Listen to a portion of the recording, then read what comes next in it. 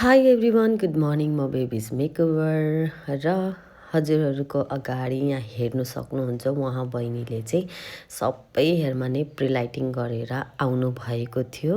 कहाँबाट गर्नुभएको थियो त्यो थाहा भएन। उहाँ बहिनीले चाहिँ प्रिलाइटिङ गरेर आउँदाखेरि चाहिँ यति धेरै कलर लागेर चाहिँ उहाँ धेरै नै अनकम्फर्टेबल हुनुभएछ र हुनु पनि त रुटदेखिकै छ। सबैलाई यस्तो कलरहरू कम्फर्टेबल हुँदैन। 100मा 5%लाई मात्रै यस्तो कलरमा हिँड्नु कम्फर्टेबल हुन्छ, नत्र भने धेरैलाई चाहिँ अनकम्फर्टेबल नै हुन्छ। धेरै मान्छेले बाटोमा हेरिरहेको हुन्छ। धेरै लाज लागेर चाहिँ उहाँले मलाई दिदी अब यसमा चाहिँ म कुन चाहिँ कलर गर्दाखेरि चाहिँ मलाई सुहाउँछ, मेरो स्किन टोनमा जान्छ, म त यो कलरमा धेरै अनकम्फर्टेबल भएँ। राम्रो कलर त आयो तर धेरै अनकम्फर्टेबल भयो। मलाई अलिक लाज लाग्दैछ, दिदी प्लिज मलाई केही गरिदिनुहोस् भनेर भन्दाखेरि चाहिँ मैले उहाँलाई चाहिँ अब कलर डिपोजिट गर्दैछु। उहाँले नै चुज गर्नुभएको कलर हो। उहाँलाई मैले सोधेर नै यो कलर गर्दाखेरि चाहिँ यस्तो कलर आउँछ, तपाईँको स्किन टोनमा पनि मजाले सुहाउँछ भनेर चाहिँ मैले भन्दाखेरि चाहिँ ठिकै छ यही कलर गरिदिनुहोस् भनेर भन्दाखेरि चाहिँ मैले उहाँलाई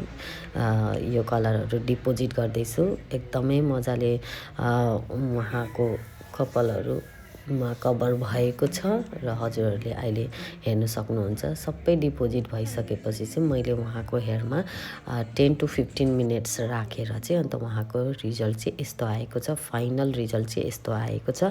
यदि हजुरहरूलाई पनि कुनै प्रब्लमहरू भएको छ या त हजुरहरूलाई पनि केही सोध्नुहरू इन्क्वायरीहरू गर्नु छ भने चाहिँ अवश्य मलाई कन्ट्याक्ट या त भिजिट गर्न सक्नुहुन्छ बेबिज मेकओभरमा। बहिनी पनि टाढाबाट मेरो भिडियो हेरेर आउनुभएको थियो।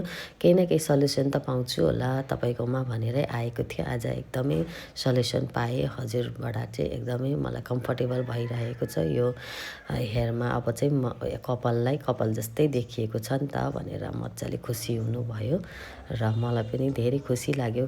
क्लाइन्टहरू धेरै खुसी भएर जाँदाखेरि चाहिँ म पनि एकदमै खुसी हुन्छु है।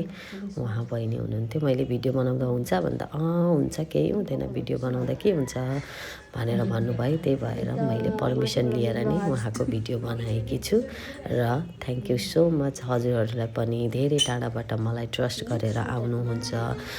सबै मेरो क्लाइन्टहरूलाई म एकदम 100मा 100 टाइम दिने गर्छु, तर म धेरै बिजी भएको कारणले कतिपल्ट हजुरहरूलाई टाइम दिन सक्दिनँ। त्यसको लागि धेरै धेरै म सरी पनि भन्न चाहन्छु, क्षमा पनि चाहन्छु र thank you so much. By by.